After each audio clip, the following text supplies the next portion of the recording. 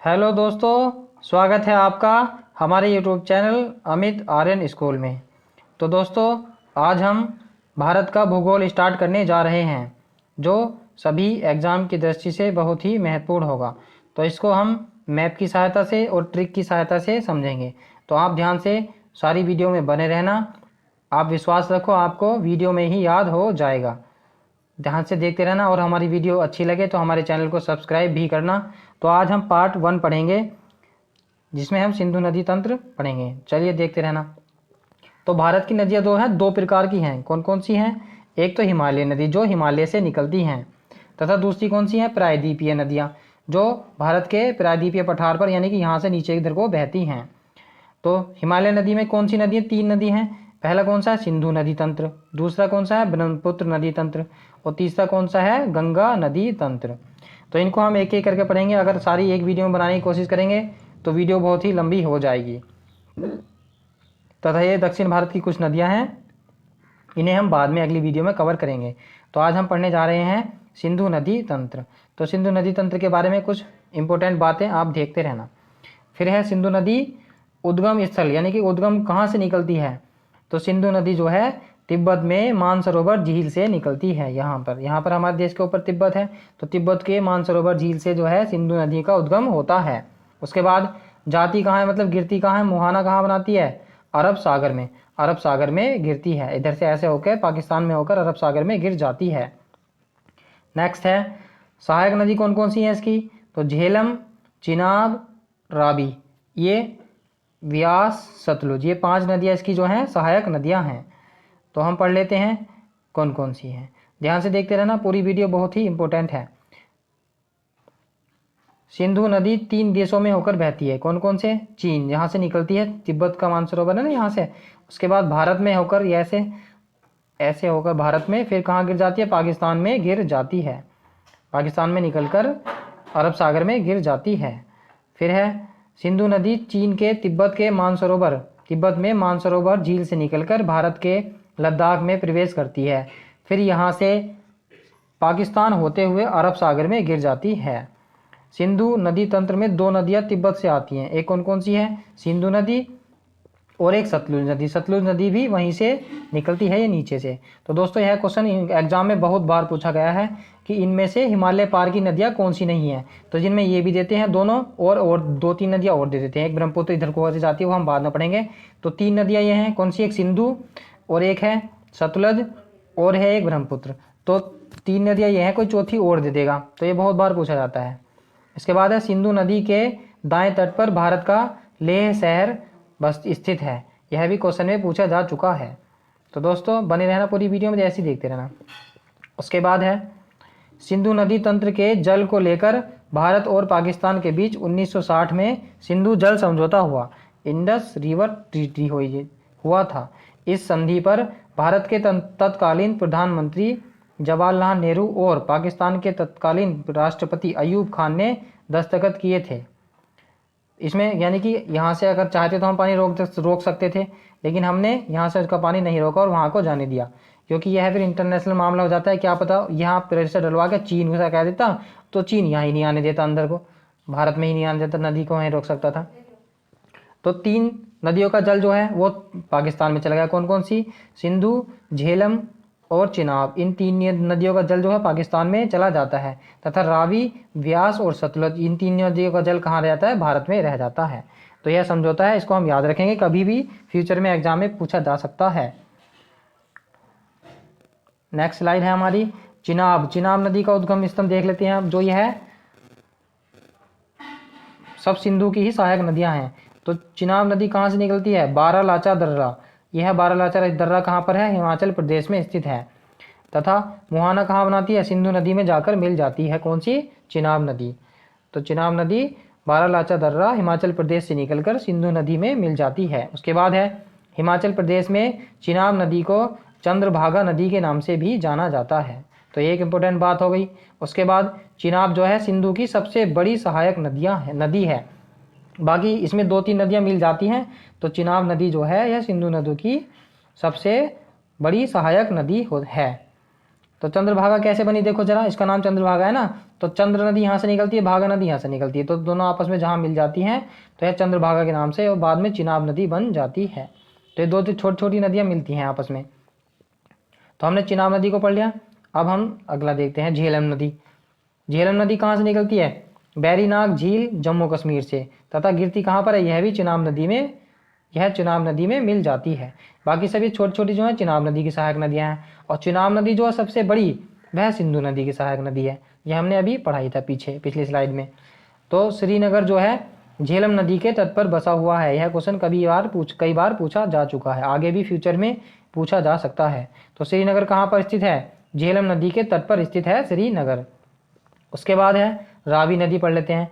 तो यह भी चिनाब की ही सहायक नदी है। तो रावी नदी कहाँ से निकलती है? रोहतांग दर्रे से निकलती है हिमाचल प्रदेश के, तथा गिरती ये मिलती कहाँ पर है? चेनाब नदी में मिल जाती है। फिर नेक्स्ट है लाहौर, जो है रावी नदी के तट पर स्थित है। पाकिस्तान का लाहौर शहर जो है यहाँ पर, ये रावी नदी के तट पर स्थित है। फिर चौथी नदी आई, राकसताल झील से निकलती है, कौन सी? सतलुज नदी। सतलुज नदी जो है यह भी मानसरोवर यानी कि तिब्बत से, भारत से बाहर से इसका भी उद्गम स्थल है। तो यह भी राकसताल यानी कि मानसरोवर झील तिब्बत से निकलती है, तथा यह किस में मिल जाती है? यह भी चिनाब नदी में मिल जाती है। ऐसे निकलकर बाद में चिनाब नदी थोड़ी सी उससे पहले, सिंधु नदी से मिलने से पहले मिल जाती है। भाखड़ा नागल जो बांध है वो सतलुज नदी पर ही स्थित है पंजाब में। तो सतलुज नदी पर कौन सा भाग हो गया? वह बांध भाखड़ा नागल बांध। उसके बाद एक नदी और है व्यास नदी। तो व्यास नदी भी कहाँ से निकलती है? रोहतांग दर्रे से निकलती है हिमाचल प्रदेश। हिमाचल प्रदेश से कितनी निकलती हैं? एक तो ये हो गई रावी नदी, एक हो गई व्यास नदी, और एक ही हो गई चिनाब नदी। 3 नदियां हैं जो ये हिमाचल प्रदेश से निकलती हैं। बाकी 2 नदी, एक रावी है और एक सतलुज।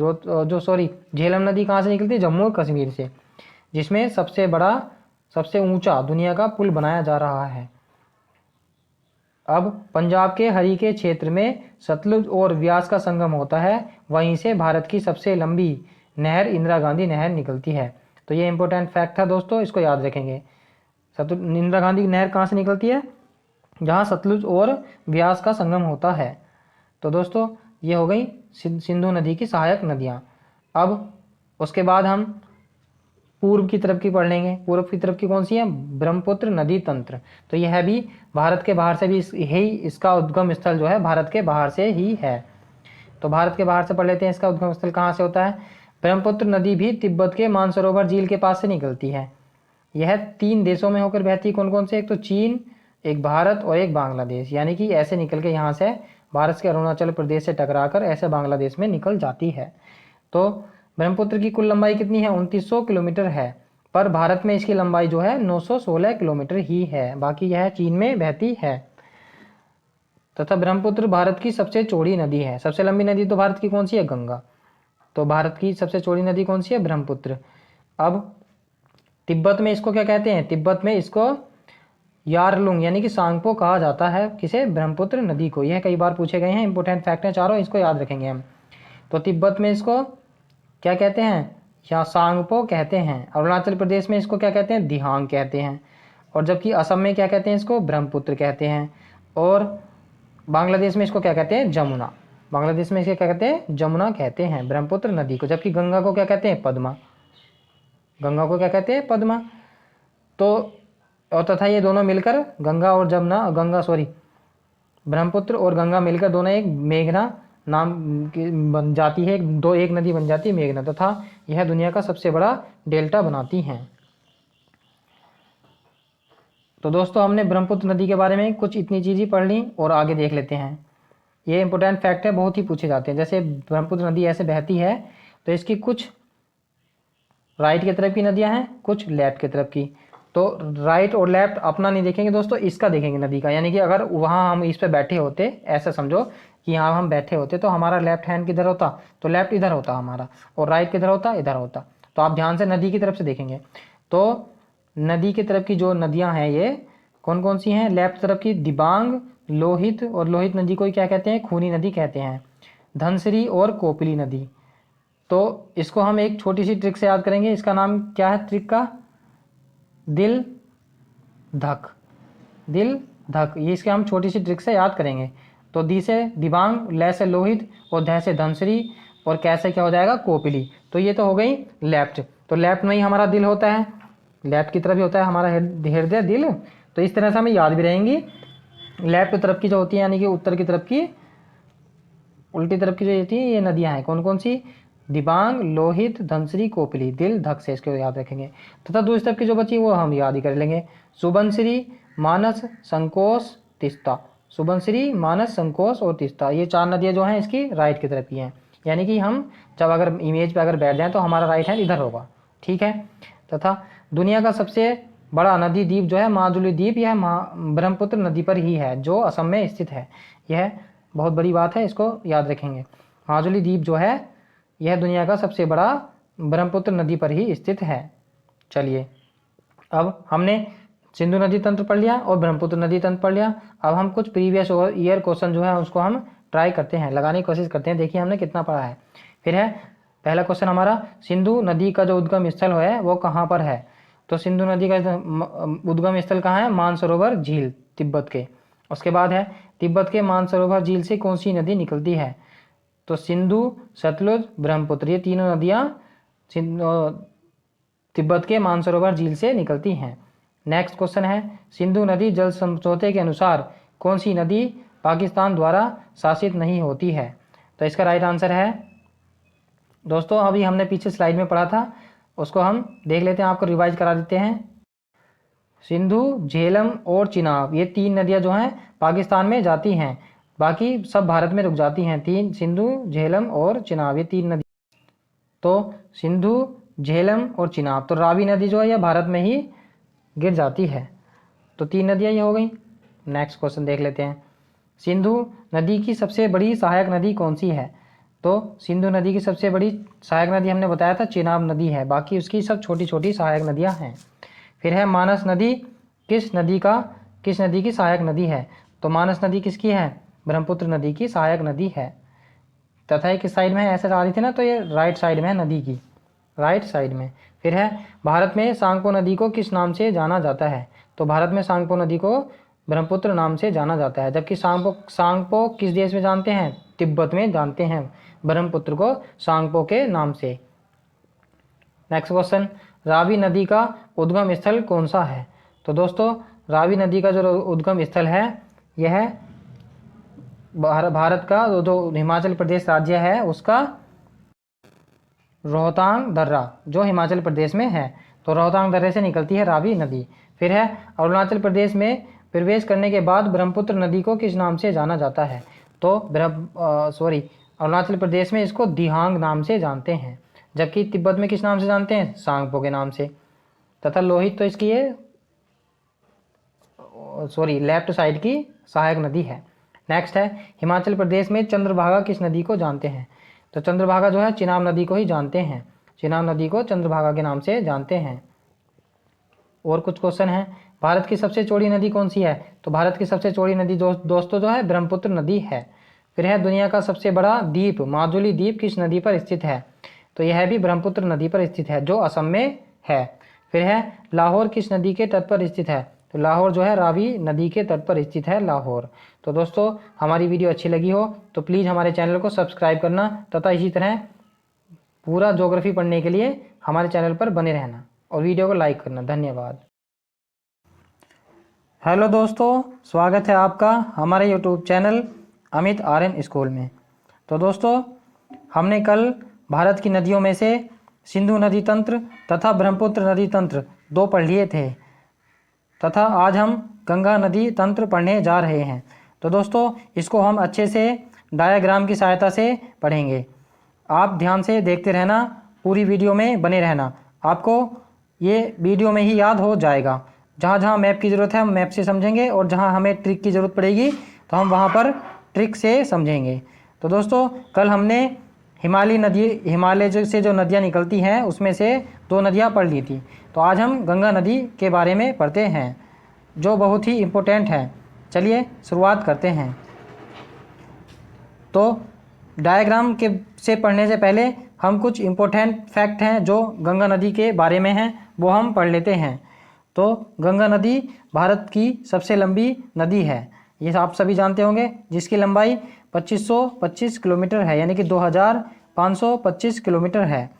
गंगा नदी 2 देशों से होकर गुजरती है, एक भारत और एक बांग्लादेश, और उसके बाद यह बंगाल की खाड़ी में गिर जाती है।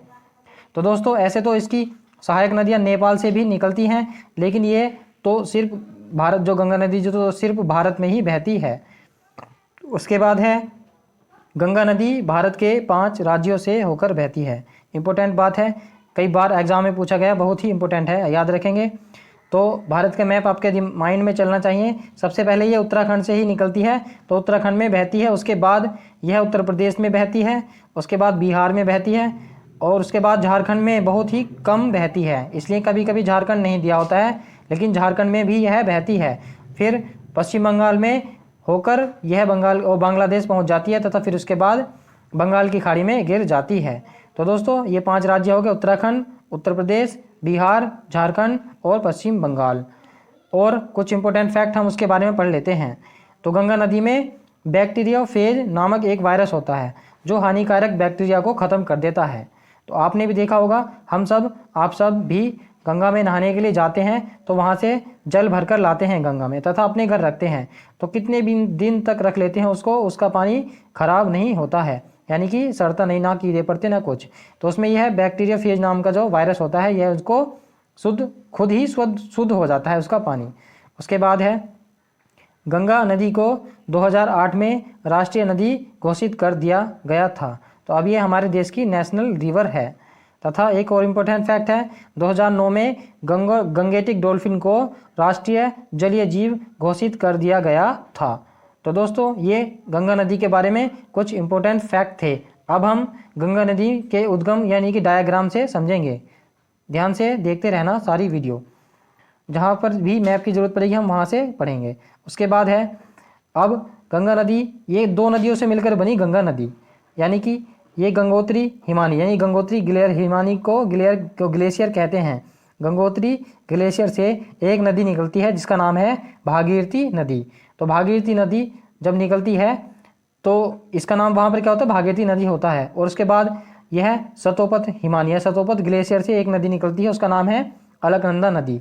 तथा ये दोनों नदियाँ जहाँ पर मिलती हैं उस स्थान का नाम है देवप्रयाग। तथा फिर वहाँ से आगे इसका नाम क्या पड़ता है, गंगा नदी पड़ता है। तो उससे पहले इसका नाम क्या रहता है, भागीरथी नदी रहता है। जैसे यहाँ पे देखिए, ये देवप्रयाग का फोटो है, आप सबने देखा होगा। इधर से भागीरथी नदी आ रही है, इधर से अलकनंदा, और ये दोनों मिलकर एक नदी बन रही है, उसका नाम है गंगा नदी। अब हम उसके बारे में कुछ और इम्पोर्टेंट फैक्ट पढ़ लेते हैं। जिस प्रकार गंगा नदी 2 नदियों से मिलकर बनी, उसी प्रकार यह अलकनंदा जो नदी है, यह 4 नदियों से मिलकर बनी है। इसकी भी कुछ सहायक नदियाँ हैं, जैसे गंगा की कुछ सहायक नदियाँ, उसके इसी प्रकार इसकी भी कुछ सहायक नदियाँ हैं। तो उससे पहले हम कुछ ट्रिक से पढ़ लेते हैं। जब पृथ्वी पर गंगा को लाया गया था तब उसका नाम क्या था, भागीरथी नदी था। यानी कि महाराज भगीरथ जो अपने पूर्वजों को जीवित रखने के लिए गंगा को धरती पर अवतरित कराया था, तो वह जब गंगा को लेके आए तो भगवान शिव ने अपने सर में यानी कि जटाओं में गंगा को धारण कर लिया था, तथा वहाँ से अपनी फिर एक जटा का बाल उखाड़कर और उसको छोड़ दिया था धार। तो उसकी गति धीमी हो गई थी। तो सबसे पहले जो गंगा चली थी वो भगवान विष्णु के चरणों से चली थी। तो उससे हम ध्यान रखेंगे, धूल, यानी कि भगवान पैरों की क्या होती है, धूल होती है। तो भगवान विष्णु के धूल से जो चली नदी वो कहाँ पर मिलती है, विष्णु प्रयाग में मिलती है। तो ये हमारी छोटी सी ट्रिक है इसको रिलेट करने के लिए सिर्फ, बाकी तो आप बार बार इसको याद करेंगे तो याद हो ही जाएगा। उसके बाद है केदारनाथ में भगवान शिव का मंदिर है। तो भगवान शिव ने जब उस नदी को अपने सर में जटाओं में धारण कर लिया तो उसकी जो गति हो गई वो कैसी हो गई, धीमी हो गई, यानी कि मंद हो गई। उसकी गति कैसी हो गई, मंद हो गई। उसके बाद इसलिए इसका नाम क्या पड़ा, मंदाकिनी नदी। तो केदारनाथ से मंदाकिनी नदी निकलती है, जो कहाँ पर मिल जाती है, रुद्र। भगवान शिव का नाम क्या है, रुद्र भी होता है ना। तो ये बात हम इसको याद करने के लिए याद रखेंगे। तो उसकी गति जो होगी मंद हो गई, तथा वह कहाँ पर मिलती है, रुद्रप्रयाग में। निकलती कहाँ से, केदारनाथ से। उसके बाद अगली इसकी सहायक नदी है नंदाकिनी नदी। तो नंदाकिनी नदी कहाँ पर मिलती है, नंदप्रयाग में। जहाँ ये मिलती है तो क्या बनता है, नंदप्रयाग मिलता है, जहाँ पर ये अलकनंदा नदी में मिलती है। उसके बाद एक नदी है पिंडार नदी। तो पिंडार नदी अलकनंदा नदी से जहाँ पर मिलती है वहाँ पर क्या बनता है, कर्ण प्रयाग। तो नंदाकिनी नंद ये तो इजी है याद करने के लिए। आप और दो के बारे में हमने ट्रिक आपको बता ही दी। तो दोस्तों आप पहले डायग्राम देख लीजिए, उसके बाद हम पढ़ लेते हैं। देखो अलकनंदा नदी और भागीरथी नदी जहाँ पर मिलती है वहाँ पर क्या बनता है, देवप्रयाग बनता है। ये हमने पहले भी पिछली स्लाइड में पढ़ लिया। तथा आगे को उसका नाम क्या पड़ता है, गंगा नदी। फिर उसके बाद है अलकनंदा नदी प्लस धूली गंगा नदी जब मिलती हैं तब क्या बनता है, विष्णु प्रयाग, क्योंकि यह विष्णु के पैरों की धूल होती है। ये बात आपको याद होगी। उसके बाद है नंदाकिनी नदी अलकनंदा नदी से जहाँ पर मिलती है वहाँ पर क्या बनता है, नंद प्रयाग। नंदाकिनी ऐसे याद हो गया। फिर अलकनंदा नदी में पिंडा नदी जहाँ मिलती है उसे कर्ण प्रयाग बनता है। फिर अलकनंदा नदी में मंदाकिनी नदी जहाँ मिलती है वह रुद्र प्रयाग बनता है। तो दोस्तों आशा करता हूँ ये बात आपको याद हो गई होगी। बहुत ही इजी ट्रिक है, आप उसको एक दो बार और देख लेंगे तो आपको याद हो जाएगा। उसके बाद यह गंगा नदी यहाँ के बाद मैदानी इलाकों में प्रवेश करती है, तो हम उसके बाद में पढ़ लेते हैं। तो दोस्तों बहुत ही ध्यान से इस पूरे मैप को, पूरे ही डायग्राम को देखेंगे। आपको हम अभी बिल्कुल समझा देंगे, आपके सब समझ में आ जाएगा, आप इसको देखकर कंफ्यूज ना हो। तो बने रहना। ये सब हमने अभी पढ़ लिया इतना। तो गंगा नदी और सतोपथ हिलेयर से कहाँ से, सतोपथ हिमानी जो है ग्लेशियर से निकलती है और यहाँ पर ये देवप्रयाग से आ गई। यहाँ से ये बाद में उत्तराखंड में प्रवेश करती है, क्योंकि उत्तराखंड के ग्लेशियर से निकलती है तो उत्तराखंड में बहती है। उसके बाद यह सबसे पहले कहाँ पर आती है, हरिद्वार में। तो यह क्वेश्चन पूछा जाता है कि गंगा मैदानी भाग में कहाँ पर प्रवेश करती है सर्वप्रथम। तो यह सर्वप्रथम मैदानी भाग में हरिद्वार में प्रवेश करती है, क्योंकि उससे पहले तो उत्तराखंड जो है सारा पहाड़ी इलाका है, तो वहाँ पर वह ऊपर नीचे होकर बहती रहती है। तो वह हरिद्वार में प्रवेश करती है।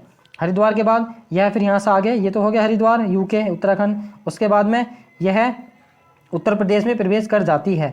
उत्तर प्रदेश में सबसे पहले इसकी सहायक नदी गंगा की कौन सी है, तो ये उत्तराखंड से ही निकलती है, रामगंगा नदी। तो रामगंगा नदी जो है गंगा की सबसे पहली सहायक नदी है, ये आप याद रखेंगे इस बात को।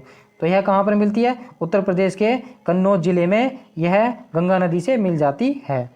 उसके बाद जहाँ अब हम जो यमुना नदी को पढ़ लेते हैं, तो गंगोत्री ग्लेशियर से तो गंगा नदी निकलती है, तथा बंदरपूछ में यमुनोत्री ग्लेशियर से निकलती है, ग्लेशियर से यमुना नदी।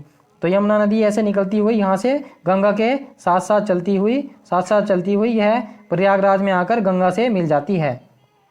प्रयागराज में आकर गंगा से मिल जाती है। तो उसी तरह जिस तरह गंगा की कुछ सहायक नदियां हैं, तो उसी प्रकार यमुना की भी कुछ सहायक नदियां हैं। तथा यह पूछा जाता है कि गंगा की सबसे लंबी सहायक नदी कौन सी है। तो गंगा की सबसे लंबी सहायक नदी जो है यमुना नदी है। तथा इस नदी को क्या कहते हैं, कालिंदी नदी भी कहा जाता है। यमुना नदी को कालिंदी नदी भी कहा जाता है। हम रिवीजन करेंगे आगे, आप टेंशन ना लो बिल्कुल भी। और उसके बाद हम कुछ प्रीवियस ईयर क्वेश्चन भी ट्राई करेंगे, आप ध्यान से देखते रहना पूरी वीडियो। उसके बाद है यमुना नदी की भी कुछ सहायक नदियां हैं। तो पहली नदी कौन सी है, चंबल नदी, जो मध्य प्रदेश के इंदौर से निकलती है, तथा यह भी यमुना की सबसे लंबी सहायक नदी है। जिस प्रकार यमुना गंगा की सबसे लंबी सहायक नदी है, उसी प्रकार चंबल नदी यमुना की सबसे लंबी सहायक नदी है। तथा उसके बाद दूसरी नदी आती है बेतवा। बेतवा नदी कहाँ से निकलती है, विंध्या पर्वत से। ये भी कहाँ से, मध्य प्रदेश से निकलती है, तथा यह भी यमुना नदी में मिल जाती है। फिर उसके बाद है केन नदी तीसरी। तो यह कहाँ से निकलती है, कैमूर पहाड़ी, मध्य प्रदेश की। ये तीनों नदियाँ कहाँ से निकलती हैं, मध्य प्रदेश से निकलती हैं, तथा ये यमुना में मिल जाती हैं। तो यमुना की तीन सहायक नदियाँ ये हो गई, और एक और है सिंध नदी भी, सिंध नदी, यह भी यमुना की सहायक नदी है। तथा यह कहाँ पर, प्रयागराज में गंगा के साथ मिल जाती है। तो यहाँ प्रयागराज में तीन नदियाँ मिलती थी, गंगा, यमुना, सरस्वती। तो सरस्वती तो अब यह विलुप्त हो चुकी है, वह अंडरग्राउंड है, लेकिन यमुना और गंगा को हम देख सकते हैं। तो दोस्तों हमने दो सहायक नदियाँ पढ़ ली गंगा की। अब तीसरी सहायक नदी पढ़ते हैं, कौन सी है, गोमती नदी। तो यह गोमती नदी जो है पीलीभीत जिले, उत्तर प्रदेश के पीलीभीत से फुलर झील से निकलती है। तो दोस्तों ज़्यादातर तो नदियाँ निकलती हैं पठारों और हिमालयों से निकलती हैं, लेकिन यह एक इकलौती नदी है जो प्लेन एरिया से यानी कि समतल मैदान से निकलती है, तथा एक झील से निकलती है। तो यह क्वेश्चन भी एग्जाम में पूछा जा चुका है। तो यह कहाँ मिलती है, गोमती नदी गाजीपुर में आकर, उत्तर प्रदेश के गाजीपुर में आकर मिल जाती है। तथा एक और इम्पोर्टेंट बात, उत्तर प्रदेश की राजधानी जो लखनऊ है वह भी गोमती नदी के किनारे पर बसी है। तो हमने 3 नदियाँ पढ़ ली, कौन कौन सी? रामगंगा, यमुना, गोमती। गोमती के बाद आती है घाघरा नदी। तो घाघरा नदी कहाँ से आती है? नेपाल से आती है, इसलिए हमने ऊपर यहाँ पर नेपाल लिख दिया है। तो नेपाल में 2 नदियाँ छोटी छोटी, एक काली एक कर्णाली, ये 2 नदियाँ आपस में मिलकर घाघरा नदी बनाती हैं। तो काली नदी को भारत में शारदा नदी के नाम से जाना जाता है तथा कर्णाली नदी को भारत में घाघरा नदी के नाम से जाना जाता है। तो घाघरा नदी आप आगे चलकर ये मिलकर घाघरा नदी बन जाती है तथा बिहार में आकर यह छपरा के आसपास यह गंगा में मिल जाती है। तो हमने 3 नदी पढ़ ली। ऊपर से रामगंगा, ऊपर से मतलब है बाईं तरफ, जब ऐसे नदी चलेगी तो ऊपर क्या होगा? जब ऐसी नदी चलेगी ऊपर से तो ऊपर होगा इसका बायां और नीचे क्या होगा? दायां, क्योंकि सीधा हाथ उधर पड़ेगा ना उसका, ऐसे उस तरह से। तो हम इस बात को ध्यान रखेंगे। तो बाएं तरह की कौन सी हो गई? रामगंगा, गोमती और घाघरा, हमने 3 पढ़ ली। उसके बाद एक नदी है सीधी जाकर जो गंगा में मिल जाती है, कहाँ से? दाईं तरफ से, दाईं तरफ से सीधी जाकर बिना किसी सहायक नदी के गंगा में मिल जाती है पटना के आसपास। तो यह कौन सी नदी है? सोन नदी। तो यह कहाँ से निकलती है? अमरकंटक की पहाड़ी से निकलती है। तो यह इंपॉर्टेंट फैक्ट है, आप इसको याद रखेंगे। उसके बाद है एक नदी निकलती है नेपाल से, गंडक नदी। तो गंडक नदी जो है यह भी आकर सीधी नेपाल से आकर सोनपुर के आसपास बिहार में गंगा में मिल जाती है। तो यह भी याद रखेंगे। उसके बाद है कोसी नदी। कोसी नदी जो है यह भी नेपाल से आकर बिहार के आसपास भारत में मिल जाती है, गंगा में मिल जाती है, गंगा में मिल जाती है। तथा आप एक बात इसे याद रखेंगे, कोसी नदी को बिहार का शोक कहा जाता है क्योंकि यह अपने रास्ते बदलने के लिए बहुत ही कुख्यात है। यानी कि अभी यहाँ से बह रही है तो अगली बार यहाँ से बह सकती है, क्योंकि ऊपर से ढाल ज़्यादा होता है ना। तो इसी प्रकार बिहार में प्रत्येक वर्ष ज़्यादा बाढ़ आती हैं, इसलिए कोसी नदी को बिहार का शोक कहा जाता है। आप सभी इस बात को याद रखेंगे, कुछ जानते भी होंगे, कुछ याद रखेंगे। उसके बाद सबसे आखिरी नदी, सहायक नदी कौन सी है? महानदी है, जो यह पश्चिम बंगाल के दार्जिलिंग की पहाड़ियों से निकलती है, महानंदा नदी। तथा फरक्का बैराज के आसपास पश्चिम बंगाल में आकर यह गंगा से मिल जाती है तथा वहीं पर क्या बनता है? फरक्का बैराज बनता है। तो याद रखेंगे यह गंगा की सबसे अंतिम सहायक नदी है, पूर्वी सबसे अंतिम सहायक नदी है। तथा सबसे पहली कौन सी थी? रामगंगा नदी, जो उत्तराखंड से निकलती थी। उसके बाद यह नदी पश्चिम बंगाल में 2 धाराओं में फट जाती है। कौन सी? एक बन जाती है हुगली, जो पश्चिम बंगाल में चली जाती है। तो पश्चिम बंगाल का जो कलकत्ता शहर है यह भी हुगली नदी के किनारे पर बसा हुआ है। तथा एक धारा इधर फट जाती है जो पद्मा नदी बन जाती है बांग्लादेश में, इसको गंगा को क्या कहते हैं? पद्मा नदी कहते हैं।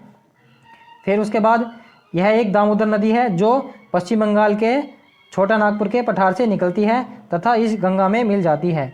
तो दामोदर नदी को पश्चिम बंगाल का शोक कहा जाता है। जिस प्रकार कोसी नदी को बिहार का शोक कहा जाता है, उसी प्रकार दामोदर नदी को भी किसका? पश्चिम बंगाल का शोक कहते हैं, क्योंकि यह भी वहाँ पर बाढ़ का साधन है, यानी कि उसकी वजह से वहाँ पर ज़्यादा बाढ़ आती हैं। तो दोस्तों हमने, और उसके बाद ये भी गंगा नदी में मिल जाती है। दोस्तों हमने डायग्राम से बिल्कुल अच्छे से समझा, आप इसको ध्यान से एक बार और देख लेना, और जिस प्रकार हमने यहाँ इसमें बनाया है आप कॉपी पर बिल्कुल सेम पेंसिल से बनाने की कोशिश करना, आपको एकदम से याद हो जाएगा। तथा हम अभी अगली स्लाइड में रिवीजन करेंगे और कुछ प्रीवियस ईयर क्वेश्चन भी पढ़ेंगे। अब कुछ और छोटी सी बात पढ़ लेते हैं। जब ये पद्मा नदी, बांग्लादेश में इसको क्या कहते हैं? पद्मा कहते हैं। तो यह पद्मा बनकर आई बांग्लादेश में। उसके बाद यह जमुना कौन सी है? ब्रह्मपुत्र नदी को जमुना कहते हैं बांग्लादेश में। तो यह दोनों आपस में मिल जाती हैं तथा एक छोटी सी नदी वो निकलती है बांग्लादेश में, मेघना नदी, और तीनों आपस में मिलकर एक नदी का निर्माण करती है जो मेघना कहलाती हैं। तथा उसके बाद दुनिया का सबसे बड़ा डेल्टा बनाती हैं, सुंदरबन का डेल्टा, जो कहाँ पर स्थित है? पश्चिम बंगाल में स्थित है। तो आप फिर से ध्यान रखेंगे इसको, पद्मा नदी, गंगा नदी इधर से आ रही है, जिसको बांग्लादेश में पद्मा नदी कहते हैं, तथा और ब्रह्मपुत्र नदी जिसे बांग्लादेश में जमुना कहते हैं। तीनों मिलकर क्या बनाती है? मेघना। अब हम डेल्टा के बारे में कुछ पढ़ लेते हैं। तो डेल्टा क्या होता है? डेल्टा प्राय उस भाग को कहा जाता है जो नदियों द्वारा लाए गए अवसादों के संचयन से निर्मित होता है, विशेषतः नदी के मुहाने पर जहां वह समुद्र में गिरती है। यानी कि नदियां ऐसे कुछ बहाकर अवसाद, रेत, कंकड़, पत्थर सब बहा के लाती हैं तथा ढाल में आते आते, यानी कि वहाँ पर उसकी बहने की शक्ति जो है, उसे ढकेल के लाने की शक्ति कम हो जाती है तथा समुद्र के किनारे पर आकर उसको इकट्ठा कर देती है और वहाँ पर अपना बहाव रोक देती है और समुद्र में मिल जाती है। तो जब ये रेत बालू कंकड़ सब इकट्ठा जमा होता है तो एक ऊंचा सा टीला सा बड़ा सा बन जाता है, जो यह एक डेल्टा का निर्माण करता है। तो यह एक त्रिभुज के आकार का होता है। तो आप आशा करता हूँ डेल्टा के बारे में भी समझ चुके होंगे। अब हम इसके बारे में कुछ इंपॉर्टेंट फैक्ट पढ़ लेते हैं, जो बहुत ही इंपॉर्टेंट लाइन है, जो बार बार एग्जाम में रिपीट होकर पूछी जाती हैं। उसके बाद हम पढ़ते हैं अलकनंदा तथा भागीरथी के संगम को क्या कहते हैं। तो हमने बताया था शुरू में, जहाँ पर ये दोनों नदियाँ मिलती हैं उसको गंगा नदी बन जाती है उससे आगे, तथा ये कहाँ मिलती हैं, देवप्रयाग में मिलते हैं।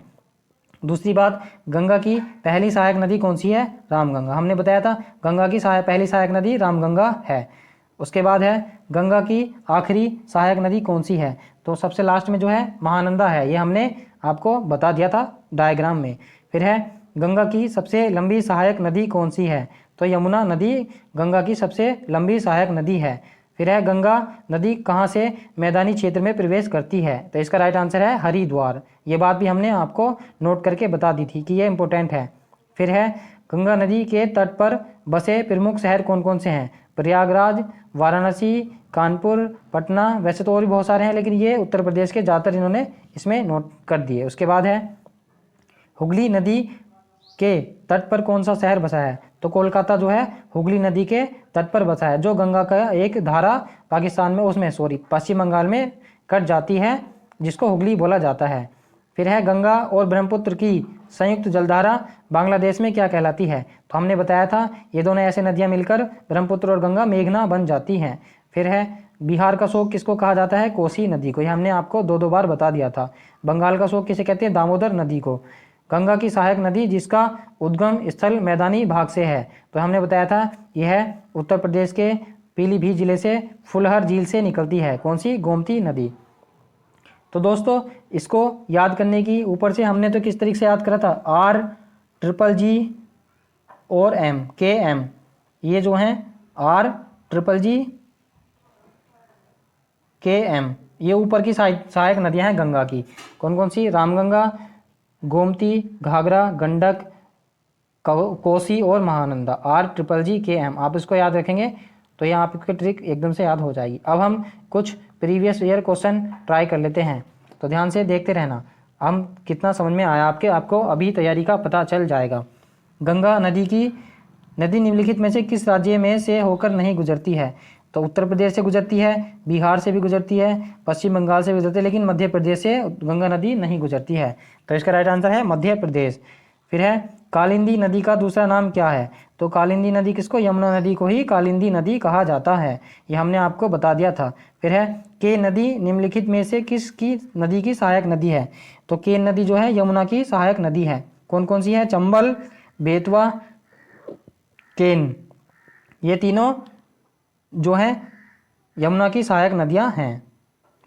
नेक्स्ट क्वेश्चन है गंगा में मिलने वाली नदी जिसका उद्गम अमरकंटक में है, तो यह इसका राइट आंसर है सोन नदी जो है अमरकंटक के पहाड़ से निकलकर सीधी गंगा में बह जाती है, इसकी कोई सहायक नदी नहीं है। उसके बाद है अलकनंदा के साथ वह कौन सी नदी है जिसका संगम रुद्रप्रयाग में होता है, तो हमने बताया था भगवान शिव का नाम क्या है, रुद्र, और उन्होंने अपनी जटाओं में गंगा को समाकर क्या बना दिया था, उसका बहाव मंद कर दिया था, तो मंदाकिनी नदी जो है रुद्रप्रयाग में आकर अलकनंदा से मिल जाती है। उसके बाद है गंगा की सबसे लंबी सहायक नदी कौन सी है, तो गंगा की सबसे लंबी सहायक नदी यमुना नदी है, ये हमने पढ़ लिया था। उसके बाद है यमुना नदी का नाम क्या है, तो यमुना नदी का नाम क्या है, कालिंदी, हमने पिछली क्वेश्चन में भी पढ़ लिया था। ये कई बार एग्जाम में पूछे जा चुके हैं क्वेश्चन, हमने मोस्ट उठाए हैं। फिर है बिहार का शोक किस नदी को कहा जाता है, तो बिहार का शोक जो है कोसी नदी को कहा जाता है। नेक्स्ट क्वेश्चन, बंगाल का शोक किस नदी को कहा जाता है, तो बंगाल का शोक जो है दामोदर नदी को कहा जाता है, बंगाल का शोक। फिर है नेक्स्ट क्वेश्चन, दामोदर नदी कहाँ से निकलती है, तो दामोदर नदी छोटा नागपुर के पठार से होकर निकलती है। नेक्स्ट क्वेश्चन, निम्नलिखित में से कौन सी नदी यमुना में नहीं मिलती है, तो चंबल, बेतवा, केन, ये तीनों मिलती है, लेकिन सोन नदी ये नहीं मिलती है, तो इसका राइट आंसर क्या है, इसका राइट आंसर है सोन नदी। नेक्स्ट क्वेश्चन, अलकनंदा और धौलीगंगा का संगम कहाँ होता है? तो धौलीगंगा मतलब धूल, धूल किसकी होती है? पैरों की, विष्णु के, भगवान विष्णु के। तो धौलीगंगा और अलकनंदा दोनों कहाँ पे मिलती हैं? विष्णु प्रयाग में मिलती हैं। तो दोस्तों इसी तरह से अगर हमारी वीडियो पसंद आई हो तो हमारे चैनल को प्लीज़ सब्सक्राइब करना और हमारी वीडियो को लाइक ज़रूर करना, और इसी तरह पूरी ज्योग्राफी पढ़ने के लिए हमारे चैनल पर बने रहना। धन्यवाद।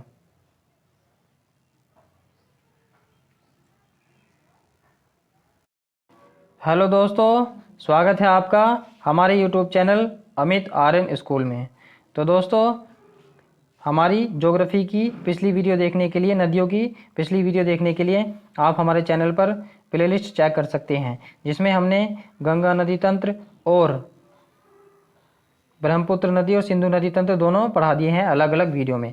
आज हम प्रायद्वीपीय भारत की नदियाँ पढ़ने जा रहे हैं, जो एक ही वीडियो में कवर नहीं हो सकती थी, इसलिए हमने अलग अलग वीडियो बना दी। तो आप उनको देखने के लिए पिछली वीडियो देख सकते हैं।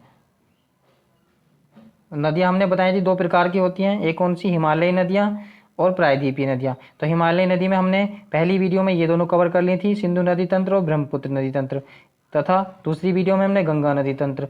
तथा आज हम प्रायद्वीपीय भारत की नदियाँ पढ़ने जा रहे हैं, जो सब बहुत ही अच्छे से, जहाँ जहाँ डायग्राम की जरूरत पड़ेगी डायग्राम से पढ़ेंगे, और जहाँ जहाँ ट्रिक की ज़रूरत पड़ेगी हम वहाँ ट्रिक से पढ़ेंगे। तो आप हमारी वीडियो में अंत तक बने रहना, बहुत ही इम्पोर्टेंट है। आप विश्वास रखिए, आपको याद हो जाएगा। तो नदियाँ हमारी जो दक्षिण भारत की नदियाँ हैं, प्रायद्वीपीय पार्ट की नदियाँ हैं, उनको हम दो भाग में बांट के रखते हैं। कौन सी हैं? एक तो इधर बंगाल की खाड़ी में गिरने वाली नदी, इधर जो गिरती हैं, यहाँ बंगाल की खाड़ी है ना, उसमें गिरने वाली नदियाँ, और एक इधर है अरब सागर, अरब सागर में गिरने वाली नदियाँ। तो अरब सागर में गिरने वाली नदियाँ ये सभी इधर हैं, और बंगाल की खाड़ी में गिरने वाली नदियाँ ये सब इधर हैं। तो इनको हम एक एक करके पढ़ लेते हैं, आप इन वीडियो में अंत तक बने रहना। उससे पहले हम ये देख लेते हैं प्रायद्वीप। प्रायद्वीप किसे कहते हैं? तो जो भूखंड जो होता है वह तीन तरह से पानी से घिरा होता है, इधर से और नीचे यहाँ से भी। तो तीन तरह से पानी से घिरा होता है, तथा एक तरह से मुख्य भाग से जुड़ा होता है, तो उसे हम क्या कहते हैं? प्रायद्वीप कहते हैं। तो पेनिसुला कहते हैं, जो यहाँ की नदियाँ हम पढ़ने जा रहे हैं अब। तथा खाड़ी किसे कहते हैं? खाड़ी जैसे ये मुख्य भाग है हमारा, गुजरात है हमारा राज्य, इसमें जो है जल यहाँ अंदर तक घुस चुका है, यानी कि प्रवेश कर चुका है, तथा तीन तरीके से, तीन तरफ से भूमि से घिरा होता है जल का भाग। तो वह जल का भाग जो तीन तरह से भूमि से घिरा होता है, उसको हम खाड़ी कहते हैं। तो दोस्तों ये बात आपको समझ में आ गई होगी। अब हम एक एक करके नदियाँ पढ़ लेते हैं। तो दक्षिण भारत की सबसे ऊपर की नदी हो दामोदर नदी। तो दामोदर नदी के बारे में पढ़ लेते हैं। तो दामोदर नदी का उद्गम कहाँ से होता है? तो दामोदर नदी का उद्गम छोटा नागपुर के पठार से होता है, जो कहाँ पर है? झारखंड में स्थित है। तथा बहाव क्षेत्र कौन सा है? कहाँ कहाँ से बहती है? तो झारखंड में बहती है, और पश्चिम बंगाल में बाद में यह हुगली नदी में मिल जाती है, उसके बाद यह बंगाल की खाड़ी में गिर जाती है। तो दामोदर नदी जो है झारखंड से निकलकर पश्चिम बंगाल में जाकर हुगली नदी में मिल जाती है। हुगली नदी जो है यह गंगा नदी का ही एक धारा कट जाती है, जो पश्चिम बंगाल में बहती है, जिसके किनारे पर कलकत्ता शहर बसा हुआ है, जो हमने पिछली वीडियो में आपको बता दिया था। तो ये हो गया दामोदर नदी के बारे में। तो दामोदर नदी कहाँ बहती है? पश्चिम बंगाल से निकलकर हुगली में मिल जाती है, झारखंड से निकलकर हुगली में मिलकर और वापस बंगाल की खाड़ी में गिर जाती है। तो हमारी उसी लाइन में दूसरी नदी है, तो दूसरी नदी को हम बार देख लें। इसका नाम क्या है? स्वर्ण रेखा नदी।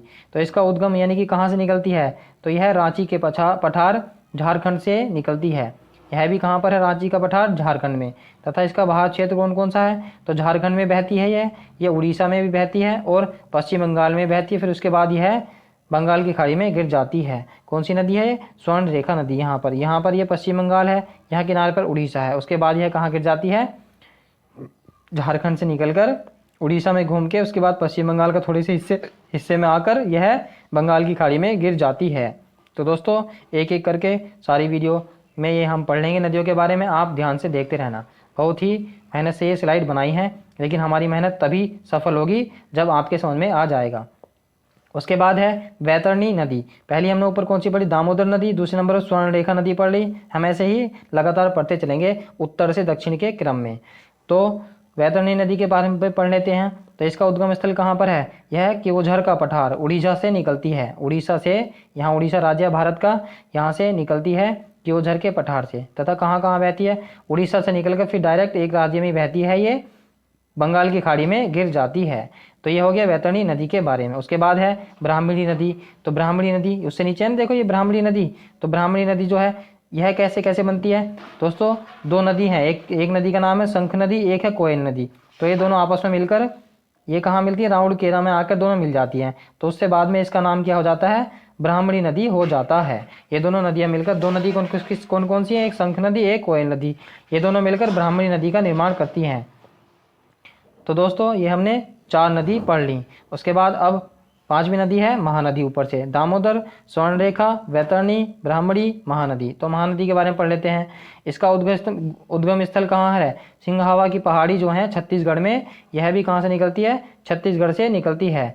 तथा इसका भाव क्षेत्र कहाँ का है, छत्तीसगढ़ से बाद में यह उड़ीसा में बहता है कुछ पार्ट इसका, फिर यह भी कहाँ गिर जाती है, बंगाल की खाड़ी में इधर आकर गिर जाती है। तो इधर बंगाल की खाड़ी है, तो ये सारी नदियाँ इधर को गिरती हैं। क्यों गिरती हैं इधर को, क्योंकि दोस्तों यहाँ से हमारे भारत का जो भाग है कुछ इधर से ढालू इधर की तरफ है, इधर की तरफ को ढालू है, ढाल है। और जब इधर की तरफ पानी तो ढाल की तरफ बहता है, इधर को इधर से उठा है, पश्चिम भाग जो है इसका कुछ उठा हुआ है, जबकि यह जो भाग है इसका पूरी भाग यह है कुछ नीचे को दबा हुआ है, ढाल है। इसी वजह से ये सारी नदियाँ इधर को गिर जाती हैं। इसमें कुछ इंपॉर्टेंट बात है, उड़ीसा के कटक शहर में यह नदी डेल्टा बनाती है। कौन सी नदी, महानदी। तो महानदी भी है, एक डेल्टा बनाती है। दूसरा है तेल नदी और जोक नदी, इसी नदी की सहायक नदियां हैं। कौन कौन सी, तेल नदी और जोक नदी, कभी कभी एग्जाम में पूछ लिया जाता है। तो ये हमने 5 नदियाँ पढ़ ली। उसके बाद अब हम पढ़ते हैं गोदावरी नदी। तो गोदावरी नदी जो है बहुत ही इंपॉर्टेंट है, उसको हम पूरी एक स्लाइड में अकेली को पढ़ेंगे, उसकी बहुत सारी बातें हैं। चलिए स्टार्ट करते हैं। तो गोदावरी नदी जो है कहाँ से निकलती है, यह त्र्यंबकेश्वर से निकलती है, जो कहाँ पर है, नासिक महाराष्ट्र में है। त्र्यंबकेश्वर, सॉरी दोस्तों।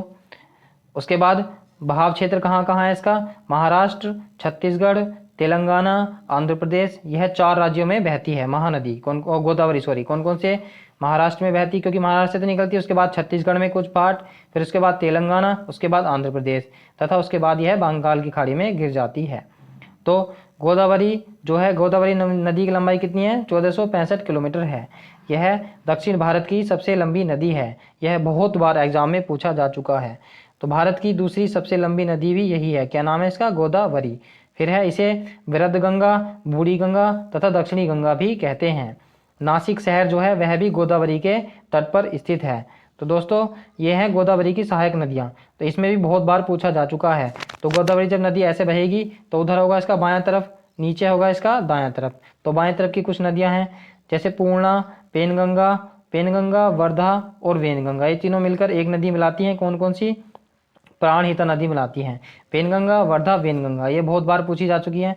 तथा इंद्रवती तथा सबरी, ये सब जो है इसकी बाएं तरफ की नदियां हैं। कौन कौन सी, द्वारा देख लेते हैं, पूर्णा, पेनगंगा, वेनगंगा, वर्धा, इंद्रावती और सबरी, ये सब क्या हैं, सब इसकी बाएं तरफ की सहायक नदियां हैं। तथा दाएं तरफ से बस एक नदी आती है, मंजीरा नदी। कौन सी, मंजीरा नदी, जो इसमें गोदावरी नदी में ही मिल जाती है। तथा फिर उसके बाद यह गोदावरी नदी बंगाल की खाड़ी में गिर जाती है। तो ये बहुत पूछी जाती हैं, पेनगंगा, वेनगंगा और पूर्णा और वर्धा, इनको हम ध्यान रखेंगे। चलिए अब हम कृष्णा नदी के बारे में पढ़ लेते हैं। यह भी दक्षिण भारत की इम्पोर्टेंट नदी है। तो यह कहाँ से निकलती है, यह महाबलेश्वर यानी कि पश्चिमी घाट महाराष्ट्र से निकलती है, बिल्कुल लास्ट में जाकर। तो यह कौन कौन से क्षेत्र में बहती है, महाराष्ट्र, कर्नाटक, तेलंगाना और आंध्र प्रदेश। थोड़ी नीचे आ जाती है तो इसलिए छत्तीसगढ़ का एरिया इसका खत्म हो जाता है। और उसके बाद यह बंगाल की खाड़ी में गिर जाती है। कौन कौन से राज्यों में बहती है, महाराष्ट्र क्योंकि महाराष्ट्र से तो निकलती है, फिर है कर्नाटक, फिर है तेलंगाना, फिर है आंध्र प्रदेश। तथा इसके बारे में कुछ विशेषता पढ़ लेते हैं। क्या है, यह प्रायद्वीपीय भारत की दूसरे सबसे लंबी नदी है। कोयना नदी को महाराष्ट्र की जीवन रेखा कहा जाता है। हैदराबाद जो है यह भी मूसी नदी के किनारे पर स्थित है। आंध्र प्रदेश में विजयवाड़ा के पास यह क्या बनाती है, डेल्टा। कौन, कृष्णा नदी। तो इसके बारे में कुछ इंपॉर्टेंट बात हो गई। अब इसकी भी कुछ सहायक नदियां हैं। यहाँ से तो ये निकलती है महाबलेश्वर से। तो इसकी जो बाएं तरफ की 2 नदियां हैं, एक भीमा एक मूसी। तो ये बाएं तरफ की 2 सहायक नदियां हैं। कौन कौन सी, भीमा और एक मूसी नदी। उसके बाद कोयना, घाटप्रभा, मालप्रभा, ये तीनों भी इसकी किधर, दाएं तरफ की सहायक नदियां हैं। तथा तुंग और भद्रा, ये छोटी छोटी दो नदी मिलकर एक बड़ी नदी बनाती है तुंग भद्रा। ये क्या है, कृष्णा नदी की सहायक नदी है तुंग भद्रा नदी। तो दोस्तों इसमें बहुत ही कन्फ्यूजन रहता है, बहुत सारी नदियां हैं ना, तो आप इसको ध्यान से देखते चलेंगे तथा इसी तरह से अपनी अपनी कॉपी पर मैप बनाकर प्रैक्टिस करेंगे लिखने की। तो ये हो गई इसकी दाएं तरफ की नदियां, कोयना, घाटप्रभा, मालप्रभा तथा तुंग और भद्रा दोनों मिलकर एक नदी मिला देती हैं बाद में तुंगभद्रा। जबकि बाएं तरफ की बस दो ही हैं, भीमा और मूसी। चलिए अब उसके बाद हमने ये पढ़नी, देखो कहाँ तक पढ़ लिया, गोदावरी और कृष्णा नदी तक पढ़ लिया लगातार। अब नीचे 2-3 नदियाँ और बची हैं, इनको पढ़ लेते हैं। पेन्नार नदी बची है, तो पेन्नार नदी जो है कर्नाटक के कोलार से निकलती है पेन्नार नदी, तथा कौन कौन से क्षेत्र में बहती है, कर्नाटक और आंध्र प्रदेश। उसके बाद कहीं यहाँ कर्नाटक है, उसके बाद आंध्र प्रदेश है ना, तो यहाँ पर बहती है, तो बंगाल की खाड़ी में फिर गिर जाती है। इसके बारे में बस इतना ही है, ज़्यादा इंपॉर्टेंट नहीं है। उसके बाद है कावेरी नदी। कावेरी नदी कहाँ से निकलती है, यह भी इंपॉर्टेंट है, इसके बारे में देखते हैं। ब्रह्मगिरी पहाड़ी से निकलती है, ये भी कहाँ से निकलती है, कर्नाटक से।